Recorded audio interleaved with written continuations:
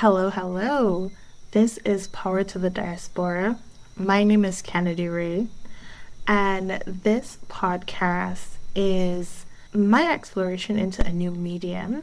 I got interested in ancient African history, and I really want to have a reason to keep learning. So I hope that you guys will be interested, will learn with me, and I hope that we can redefine what it means to be Black in 2026 and beyond. An early critique that I received on this name is that no one likes the word diaspora. And when I went on to defend my creative choice, I said, yeah, that's the point. No one likes the word. It kind of pride, but also shame. Is this belonging to a place you don't know anything about? It's very different to you, but also you are the same as whatever group you are the diaspora of. And I find it can be a really uncomfortable sensation.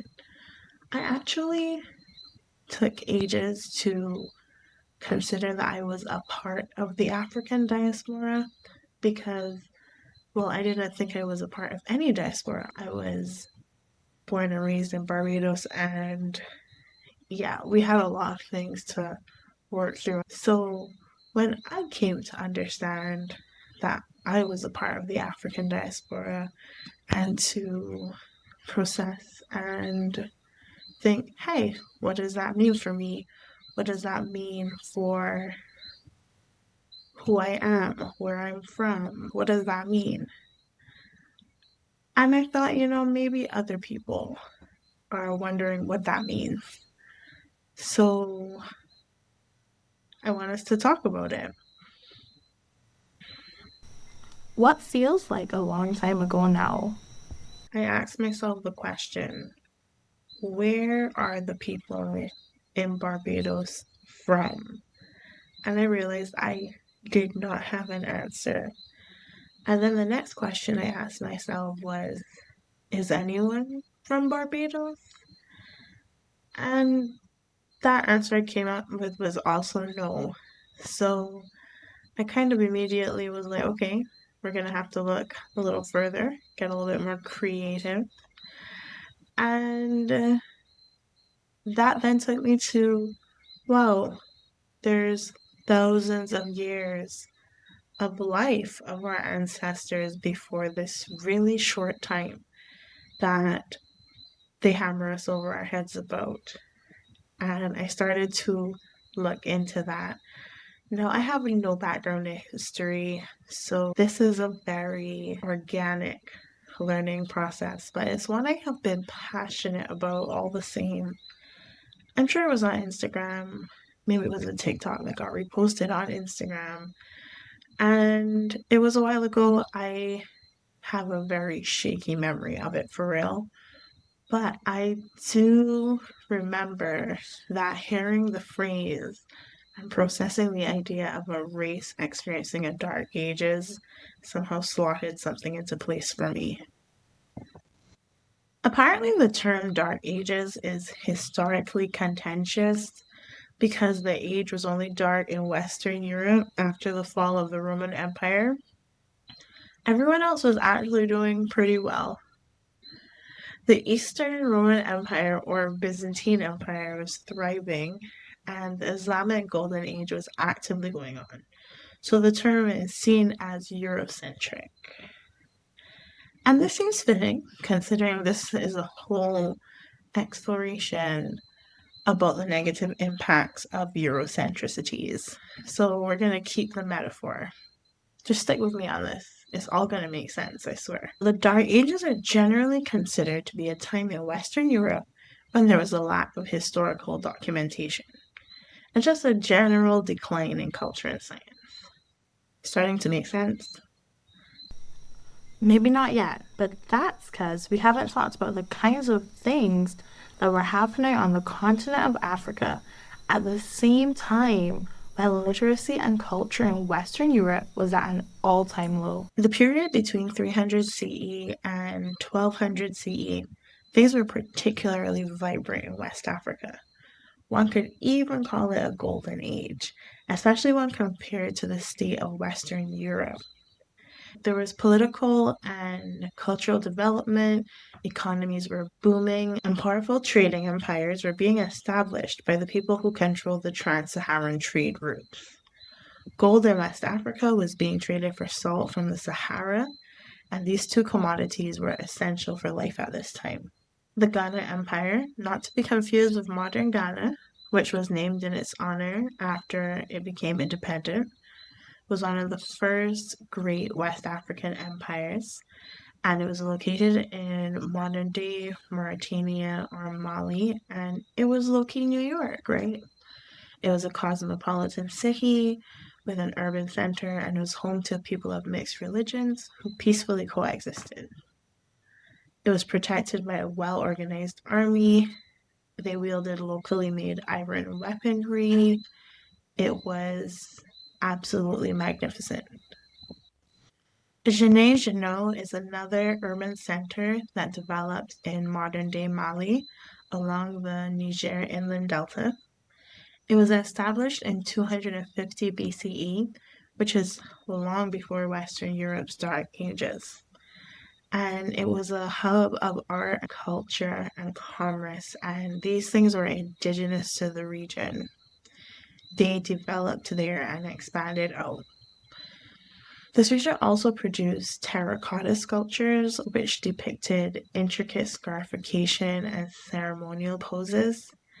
And the sculptures are believed to have been utilized in spiritual and social life of the city's inhabitants at the time. Whenever I think about the ancient art that has survived, like the terracotta sculptures, I always think about all the other stuff they must have made too that was, I'm sure, equally or more beautiful, but made of much more delicate materials. So we just couldn't have held on to them till today. And then that makes me so grateful for archaeologists and the people who did the work to preserve this art because, like I said, the cultural dark ages of Black people have been going on for quite some time. Even though I am going to argue that we've made it pretty close to the end of it and are transitioning. But what if all these horrible things had happened and also we couldn't access physical evidence of the majesty and greatness of our ancestors? That is terrifying because history was rewritten as it was, but what if there was nothing there to point to, nothing to find when you went looking? Side by side, during the same time period, there's lots of art, culture, trade, and politics happening on the continent of Africa. And during this time, Western Europe is in crisis. So, yes, I have to agree that the term Dark Ages is Eurocentric, because clearly people were thriving, just not them. The Dark Ages in the traditional and slightly problematic sense lasted for about 500 years, and then the High and Late Middle Ages followed, coming in at about 1,000 years total. Then comes the Renaissance, a period characterized by a rebirth of interest in the arts. The Western Europeans start to get into the philosophy of ancient Greece and Rome, kind of seeking to look to the ancient past in order to correct the clear issues with the more recent past. How are we doing? Do you see where I'm going with this yet? Okay, so the Renaissance lasted about 200 years and was followed by the Scientific Revolution. The description is in the name. I think you know what was going on then. Science was revolutionizing, right? And then this period also lasts about 200 years. And following that comes the Age of Enlightenment for our Western European friends. This time is focused on logic, liberty, and the scientific method. Do note, the transatlantic slave trade was absolutely booming during the Age of Enlightenment. But they do say that the things the Western Europeans pondered during this time, like natural rights, liberty, and equality, helped them to figure out that abducting people from their homes and forcing them to work for free was wrong. So they got there eventually, I guess. I guess. Now that we have a little background on the metaphor, let's tie it all together. How can a race experience a dark age? The people from the continent of Africa, who the diaspora is descended from, were not overpowered overnight, okay? It took hundreds of years of horrors for us to forget the things that we have forgotten. And even after all of that time and brainwashing and effort on the part of the colonizers, many elements of the cultures we are descended from have been retained anyway. And you hear that S on cultures, right? That's because the Black race is one of the first fictions they created. There's no single Black race, and there never was. There are many different ethnic groups with brown skin, and in many cases, they had nothing or very little to do with each other prior to being trafficked to the Americas. So you would belong to your community or your ethnic group, but there wasn't some umbrella term that incorrectly described your skin and then you were a part of that group. That is brand new. The African people who participated in the slave trade or were trafficked were rivals. They're from distinct kingdoms and empires. They may not have even spoken the same language, unless, of course, they were from the same specific group. And hundreds of years of misfortune and brainwashing is the only reason that people with similar colored skin consider themselves to be from this single group. And this is one of those things that we collectively misremember. The African diaspora has to be Black because we don't know what else we are, not really. A lot of us haven't retained enough features to be able to be like, oh, well, I'm from that group or I'm from this other group. So we kind of get forced to choose, accept, and live inside of this very general myth label. And that always makes me wonder what else we have forgotten and truly can never get back. But we can't linger too long on these things, you know? My proposal is that it's now time for us to navigate the age of reason.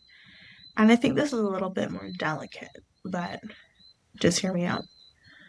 A lot of the modern culture and opinions of the African diaspora is rooted in the trauma and brainwashing which was utilized by colonizers to maintain power. And that's really stressful for me to think about a lot of the time. But I do think it's one of these things that you first have to identify before you can move forward.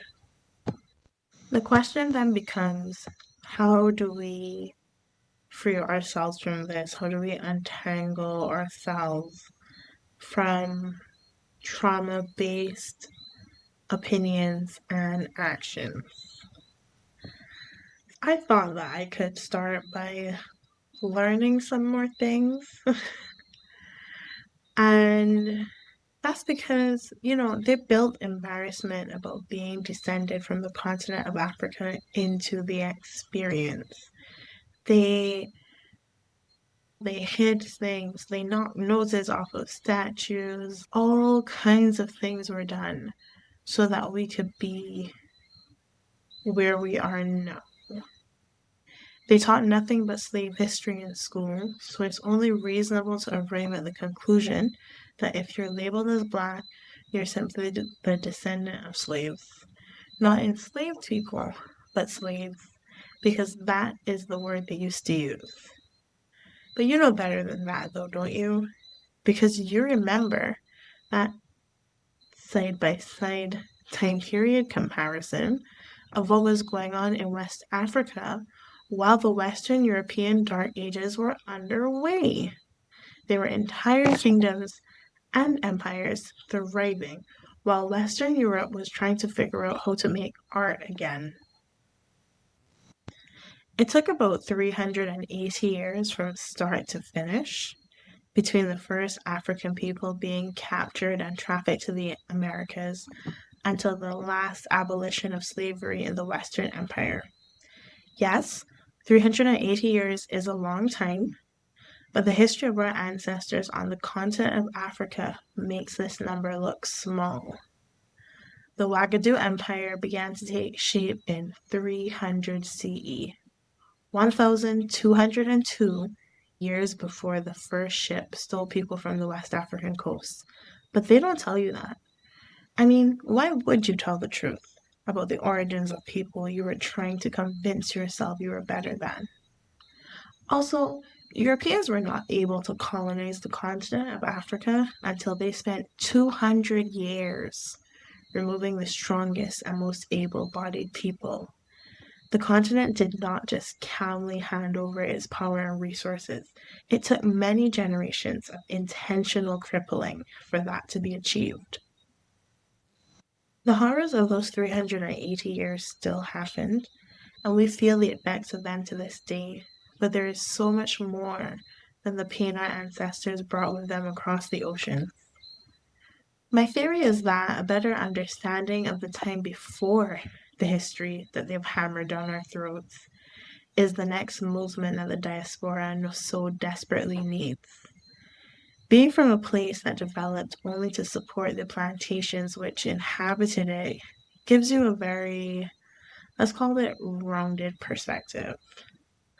Bob Marley said, "Emancipate yourself from mental slavery. None but ourselves can free our minds." This sounds deep, but I feel like it's even deeper than it sounds for real. Especially in a place like Barbados, where compliance was the difference between life and death, or where lighter skin meant just maybe you could have a slightly easier life. Many people have found the words to call out colorism and the perceived elevated status of proximity to whiteness, but I think we have to acknowledge the places that these ideals were born from, accept and understand that they've been passed down and perpetuated in families to protect and empower the next generation, and then we can release them. Then we can have the tools to emancipate and to free our minds. I truly believe that freedom can only come when we are able to truly grasp the pre-colonial history of our people, to see our people through their lens, through the lens of the history of their country, of the places that they're indigenous to, instead of viewing our ancestors through the lens of the transatlantic slave trade from the Caribbean, from a random rock in the sea, and you wonder how you got there. We just can't understand from this direction. And I just think that we need to take that jump back in time, the history before the history that we're allowed to access easily. So I started doing some research. I read, and pre-colonial Africa began to unfold before me. It was like a fantasy book. I had no understanding or expectation of the things that I would learn. I find out about these kingdoms, I find out about the pyramids and the queens of Kush and the libraries at Timbuktu, and then that kind of got me to a point where I was like, what's going on the continent of Africa right now? Surely I should know about that too. And the culture shock would take you clean out. But that is what this is about. I think that's the very nature of a diaspora from anywhere, right? You are outside of this place and you do not know or understand it, and you are shocked.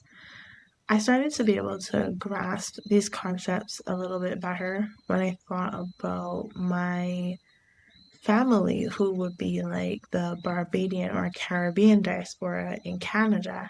And I was able to relate a bit better because they come to Barbados and they are shocked. They're like, how is it like this? This is crazy. And when you experience some parts of the continent of Africa, you have that same feeling.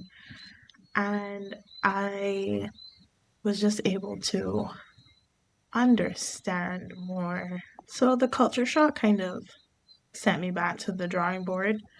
A popular taunt that I've received since I became interested in pre-colonial Africa is the, well, you should go back to Africa then type thing.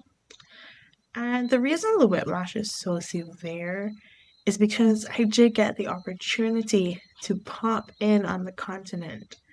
And I very quickly realized it would be a transition, you know?